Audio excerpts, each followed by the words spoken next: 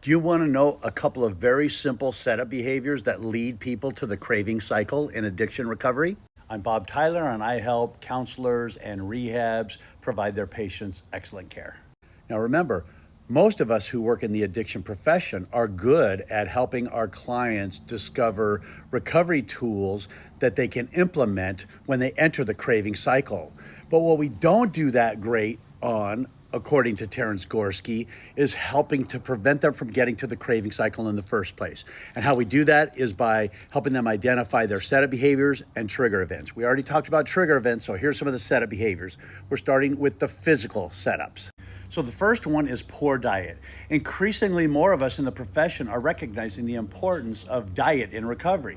You know, if we don't eat right, and most addicts or alcoholics don't pay too much attention to what they're putting in their body is not getting what it needs. And if the body doesn't get what it needs, physically, the person isn't going to be feeling very well. And it follows that when you don't feel well physically, you tend to not feel very well psychologically. And the worse you feel psychologically, the more stress you have. And the more stressed you are, the more often you end up in the craving cycle.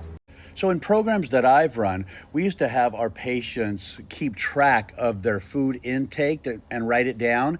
And then after a couple of days, we would compare what they're eating with a balanced diet and hopefully try to bring them in line with a balanced diet. And what follows is if you eat right, you physically feel better, follows that you psychologically feel better, less stress, less often you end up in the craving cycle. Stay tuned for a couple of more physical setup behaviors to the relapse cycle.